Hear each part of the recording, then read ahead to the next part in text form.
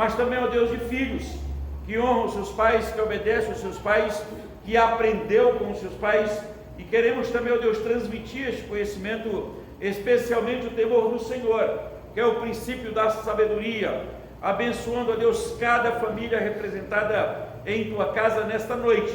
Fala o nosso coração, e os pais que estão presentes, ó Deus, possamos juntos ouvir e entender a tua voz, abençoando cada filho, para que também cresça debaixo do ensino de seus pais, em nome de Jesus. Amém.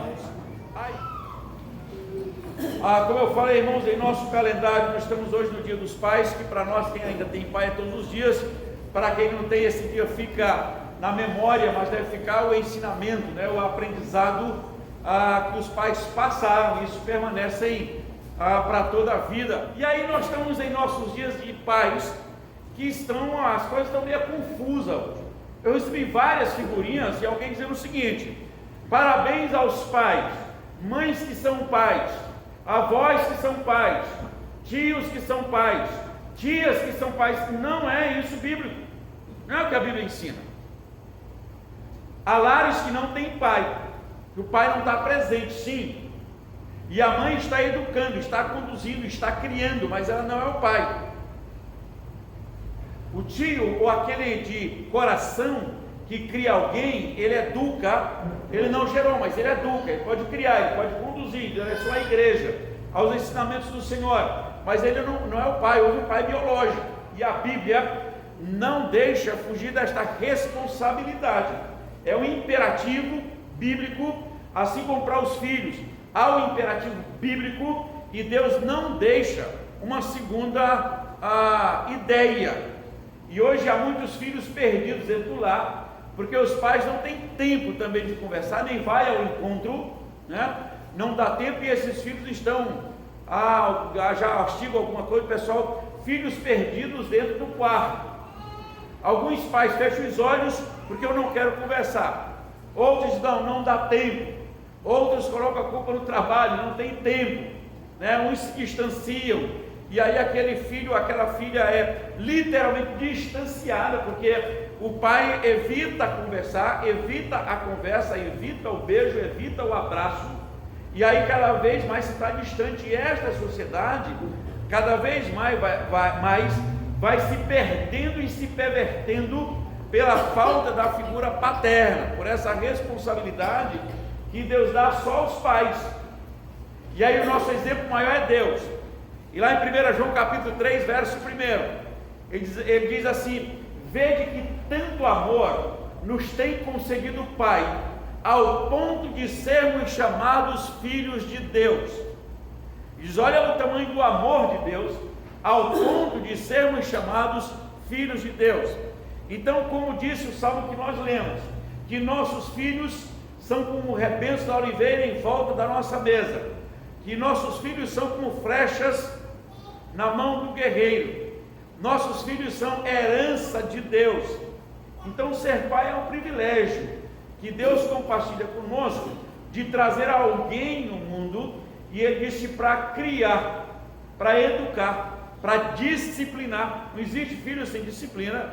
E aí Efésios 6, ele começa no capítulo 4 falando sobre a família, sobre mães, sobre pais, sobre como é que isso funciona, marido e esposa. E aí, para fechar o capítulo 6, ele vai dizer o seguinte: filhos, obedecei a vossos pais no Senhor. Ele diz, porque é justo.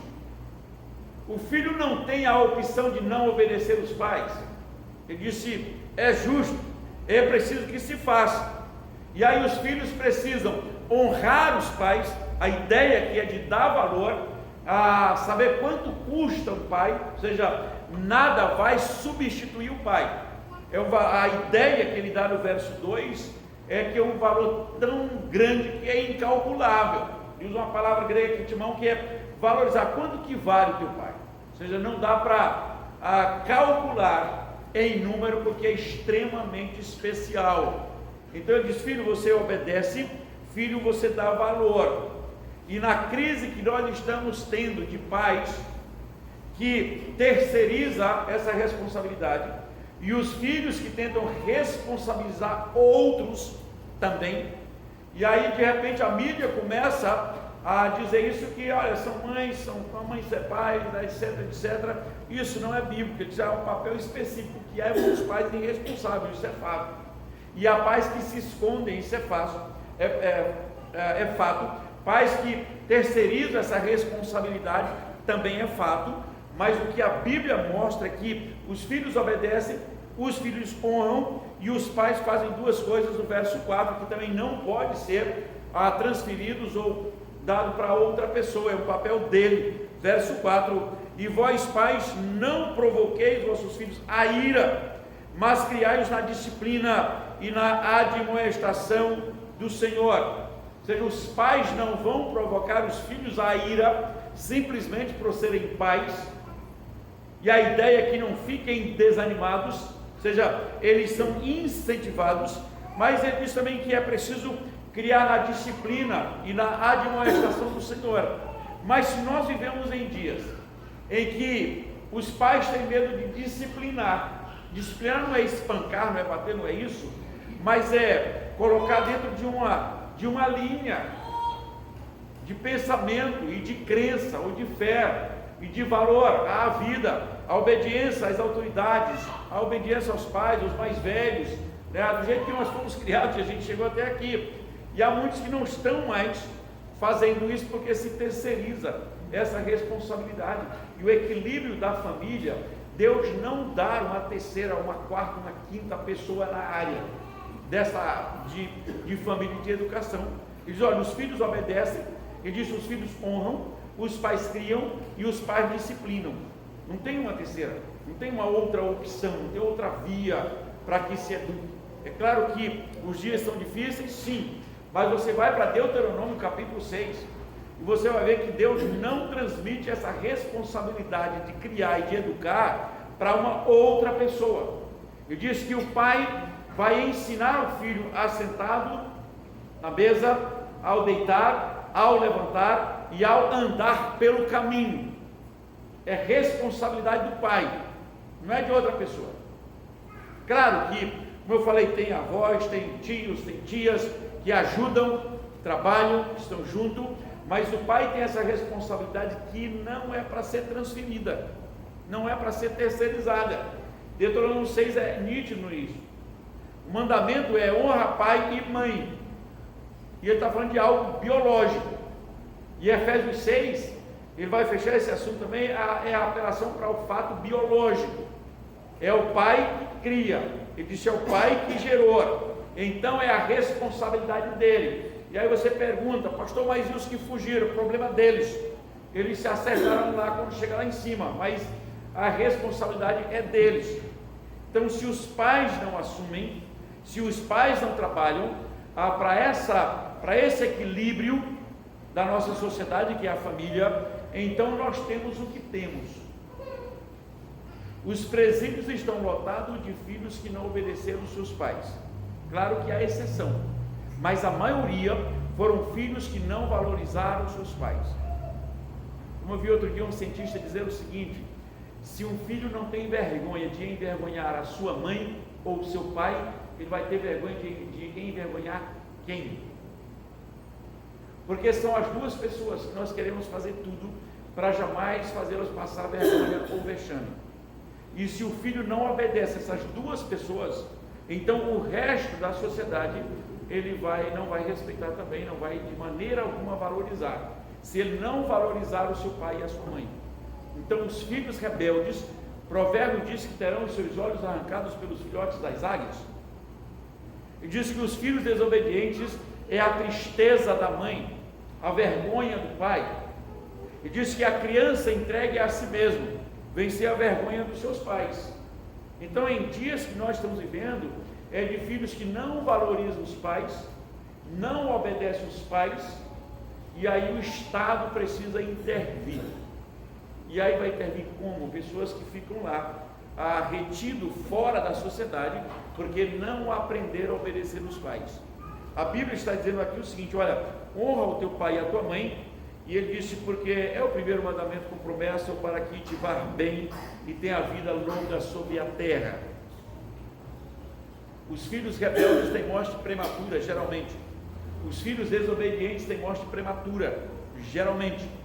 Alguns sobrevivem, literalmente sobrevivendo e não vivendo, porque é uma vida de amargura, de tristeza e dor. Todos os filhos obedientes têm amargura, tristeza e dor. Pode procurar e ver. Os filhos obedientes, eles têm vida de paz, nós a cantamos, têm dificuldades, mas eles prevalecem em nossa sociedade, como exemplo de bênção e sendo abençoados, de equilíbrio. Então, o lar é o que equilibra a sociedade. Os lares se desfazem, a sociedade acompanha. A sociedade é o retrato de cada família. E os filhos desobedientes estão na sociedade, segundo Provérbios, eles saem e eles não se acalmam enquanto eles não fazem o mal. A Bíblia diz que os filhos que honram os seus pais são os filhos, lá em Provérbios 4, você pode observar depois que ele vai se lembrar dos seus pais. Ele diz: quando eu era filho, em companhia de meu pai, então eu me lembrava que ele me ensinava. Vai lá em Provérbios 4 que você vai ver isso. Ou seja, ele era em companhia do pai dele, ele ia aprendendo a sabedoria. Provérbios 9 vai dizer que é o princípio, é o temor do Senhor. Então, se hoje nós somos pais, é o privilégio que Deus compartilhou conosco. Se nós somos filhos, então vamos honrar os nossos pais. Porque tem algumas pessoas que pensam que os pais nunca vão morrer. E de repente os velhos morrem, ou novos. E aí começa a saudade, né? Puxa vida, se eu soubesse eu tinha dado mais tempo, mas já foi. Então tire mais tempo com os filhos, tire mais tempo com os pais. Honra os seus pais, discipline os seus filhos, corrija os seus filhos. E a Bíblia diz, não para matá-lo, mas enquanto há esperança. E aí é para ensinar o caminho do Senhor, para que Deus seja dignificado e exaltado em tudo, para a sua própria glória. De novo, o equilíbrio da sociedade está em cima do equilíbrio da família. Se a família não tem cabeça, a sociedade também entra em desordem. Se as famílias se esfacelam, a sociedade também está esfacelada. Não tem como mudar a sociedade sem não mudar as famílias, sem que os pais e as pessoas que fazem uma casa não tenham uma visão de Deus e uma visão forte do que Deus tem para a família. Cada dia muda os conceitos, e agora vem com essa dizer que mãe é pai, que tem pai que é mãe, que tem avó, que tem mãe que é pai, que tem avó que é pai. Não, isso não é bíblico. Há uma ordem, para equilíbrio na sociedade. Há um cabeça, há uma mãe que faz, tem mãe que faz todo o papel, mas ela não é pai, mas ela faz todo o papel de educação, de disciplina e de criar. Na verdade, você vai para Timóteo e diz que as mulheres, elas têm um papel fundamental, que é criar os seus filhos, ele disse, com amor, com esperança e com bom senso, e que as mulheres mais velhas ensinem as mais novas a amarem os seus maridos e a serem boas donas de casa e a criar filhos. Tem papel estabelecido. E o marido, ele diz assim, e o homem, então ele é o cabeça, ele vai ensinar ao deitar, ao levantar, ao sentar na mesa e a andar pelo caminho. É o papel dele, não tem outro jeito. E a ordem, e aqui é disciplinar e ensinar, não desanimar, mas fazer com que os filhos sintam valor ou sintam honra de ter os seus pais. Que Deus nos abençoe e que nós, como pais, possamos assumir cada dia mais essa responsabilidade, porque não pode ser terceirizada. Mas não adie conversa com seus filhos. É preciso que haja conversa, é preciso que anime-os, é preciso que corrija, é preciso que discipline, para que as coisas sejam bem equilibradas em nossa sociedade. Que Deus nos abençoe. Nós vamos orar ao Senhor esse instante pelos pais e receber a bênção apostólica. Na sequência, ainda teremos uma homenagem aos pais que estão presentes. Vamos ficar em pé e vamos orar ao Senhor. Pai Santo, nós queremos agradecer o Teu nome, porque a Tua palavra é sempre viva e eficaz, e ela, ó Deus, nos responsabiliza, para que como pais assumamos sempre o papel que vem do Senhor, para que se coloque ordem, disciplina dentro do nosso próprio lar, para que haja correção, para que se entregue à sociedade filhos que foram criados de acordo com a Tua palavra, e que eles possam influenciar a sociedade como sal e como luz do mundo, e que nenhum de nós venha a fugir desta responsabilidade, e que os filhos que estão presentes, ó Deus, prossigam também na obediência e na honra a seus pais, para que eles sejam extremamente abençoados e guardados pelo Senhor.